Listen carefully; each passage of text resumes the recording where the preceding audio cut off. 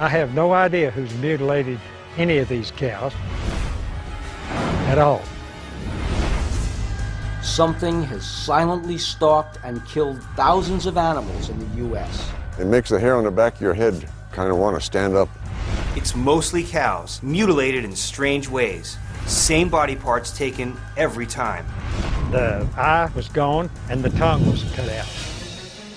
Some people see UFOs nearby. And no, it wasn't from Earth. Some see stealth helicopters. There's even evidence of implants in cows and people. I moved the metal detector over the jaw line. I got a hit.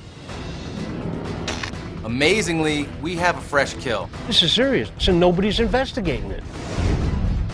Breakthrough evidence could be the missing link that will finally point to a suspect. Hey, you guys got to check this out. This is case number 91207, Alien Harvest.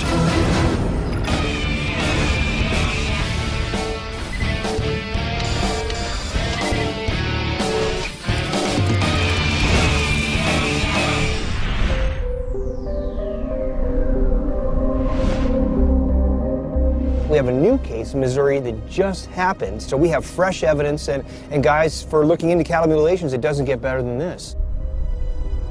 For years, I've been wanting to get the real information on cattle mutilations. A phenomenon that people think is recent, but it's not. This is a 40-year-old phenomenon going all over the world. Who's doing this? What are they doing? And why? Well, that's the big question, isn't it? Who or what is doing this? And there are all kinds of theories. I mean, some people think it's the government and military. Some people say it's religious cults. And, and we have to be open to the possibility that it is extraterrestrial. Since this mutilation phenomenon started, many eyewitnesses have reported UFOs near where the bodies of dead cows have been found. I don't know what you guys have been reading, but cows die all the time of natural causes. And then predators and scavengers, they come in and they eat the soft tissue, which often leaves wounds that can be mistaken for cattle mutilations. It's that simple. Ranchers themselves say this doesn't look like a natural death. Worldwide, thousands of mutilations have exactly the same pattern and the same wounds, and these occur over and over again. Ranchers report that wounds are being inflicted with almost surgical precision. Parts of these cattle are being taken for no apparent reason. It's serious to these ranchers. After all, it's their livelihood.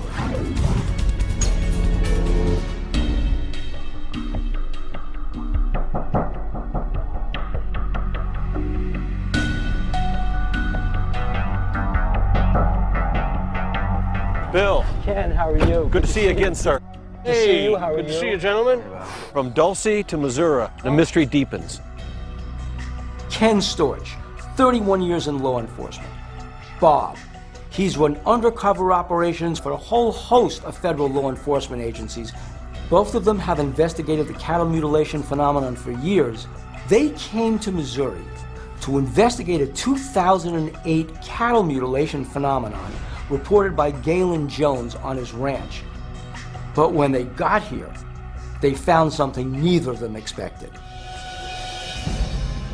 Mr. Jones comes over the hill and he's driving his tractor. First words out of his mouth, he goes, "You're not going to believe it, the bastards hit me again last night." It's very rare when you come upon a brand new cattle mutilation, one where there's been no real investigation yet. Ken Storch has started the investigation. He's mapped out the crime scene. They checked it for footprints. They checked it for tractor marks. Were there any other footprints besides Mr. Jones? Not a tire track, not a footprint, not a paw print. I mean, nothing. And I think this was number, what, 26? 26. This was 26. Since 91. This is his 26th cattle mutilation that he's experiencing here. This investigation is already strange, and we haven't even looked at the cow itself yet. We were not prepared for what we stumbled into. We came out here looking, expecting to find a 2-month-old cattle mutilation, and we came across a fresh kill, fresh meat. Well, let's go. Okay.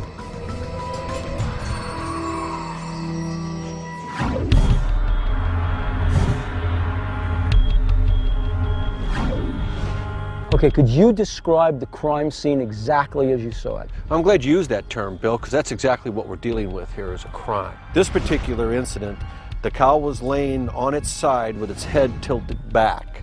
And from what we could see, the eye was missing.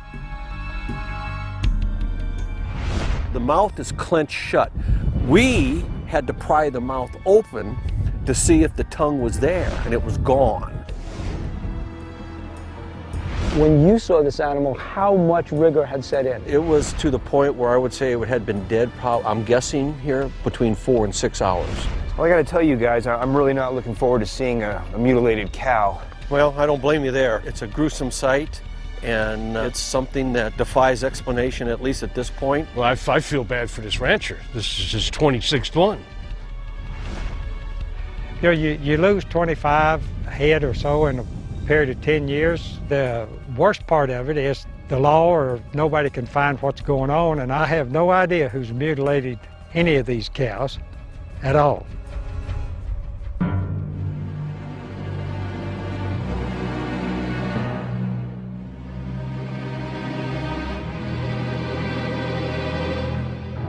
The first thing you notice is this thing stinks. The stench is almost unbearable, and it is stomach-turning. It's a horrific scene. It's ugly carnage.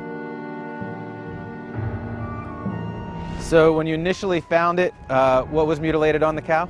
The eye was gone, and the tongue was cut out. Now, couldn't animals have done this? I've never seen a mouth disturbed by an animal. The tongue has been taken out far back into the throat, and it's been cut. Not torn or ripped, but it's been cut. As far as the eye, have you ever seen eyes eaten out by birds? Yes. You have? Yes. Does it look anything like this? No, it don't. We're finding that the eyeball has been taken out. Probably not by birds, because even Galen Jones says when birds attack an eyeball, they leave all kinds of tissue strung out. This is not the work of birds.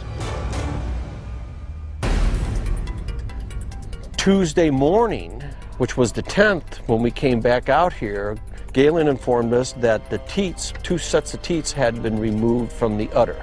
I mean, what are you saying? That someone returned to finish the mutilation? The perpetrators of this came back because they were after specific things on this animal, and they didn't get it Sunday night. Who's ever responsible for that dead animal came back on successive nights to keep taking more tissue from that cow. Wouldn't that be a risky operation? I mean, it's tough enough to come in here undetected one night, but to come in a second night to get just a few more cow parts, it just sounds like a lot of work for a little bit. You're right, Pat.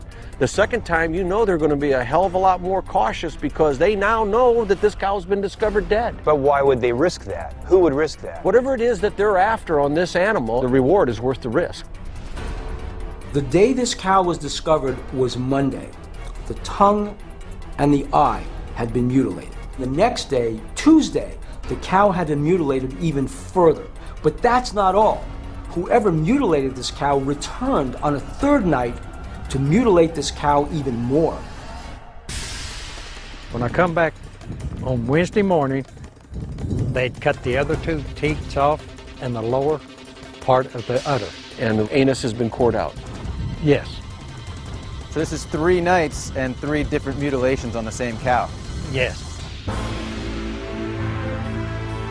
Galen's pasture is about a half mile from his house. The gates are locked. Dogs roam the property. The only way to get to that pasture is through Galen Jones's yard. But Galen has never seen nor heard anything out of the ordinary. What about the possibility that some predators started feeding, then the next day they returned and fed a little bit more? And this is the gradual work of predators. Is that possible? When a coyote goes into a rectum, they take the entrails out and you'll see where their nails to get farther into the carcass. You'll see their footprints in the mud, the mucus, the blood. If a veterinarian is going to tell me that a coyote or a predator did that, that membrane is going to be ripped and shredded, and they're going to take it. Exactly right. That's soft tissue. That's what they're after from a scavenger point, and they didn't take it. I don't see any evidence around here that it's the work of people. And wouldn't there be footprints? Wouldn't there be, you know, tracks from You some don't vehicle? see any evidence of people doing this? I don't see any evidence of predators doing this, so we're at a standstill. If there are no people Right. and there are no predators, who did this? Has anybody ever seen strange lights over this property ever? My son and my neighbor has seen lights in the sky come down, get low, and then raise up.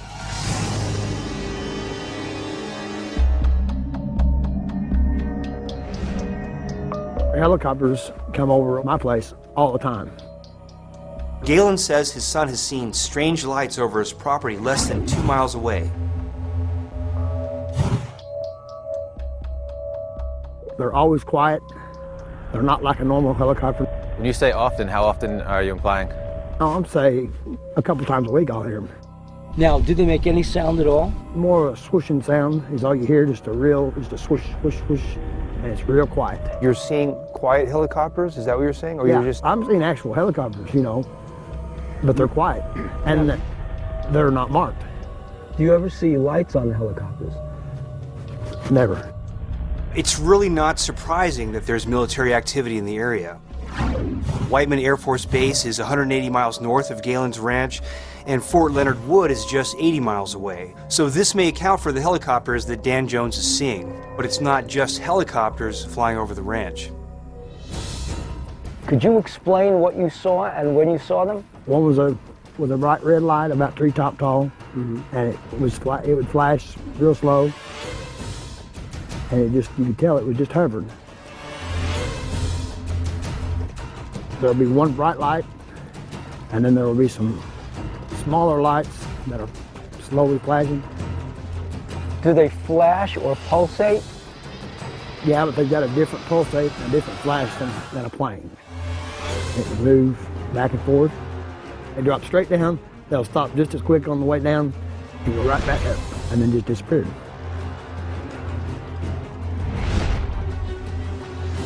Dan said he saw this UFO at treetop level about a mile away. And given the angle, the distance, and the direction it was traveling, it could have ended up right over Galen Jones's ranch. Dan, do you think it's possible there's some connection between the mutilations and the lights that you've seen? But I do know that after I've seen the lights, as quick as 2 days later, there's been cattle killed. I'm beginning to think either we have some technology that's so exotic or we're talking ET. We came across a key piece of evidence, and I'm not quite sure how it all fits in. We're investigating a series of cattle mutilations that occurred on Galen Jones's ranch. Strange lights were seen over his property, and in this case, something very unusual was left behind. We ran into a piece of technology that I can't fully explain. Ken Storch and Bob were first on the scene and shot these never-before-seen photographs just hours after the cow was killed. I had a metal detector.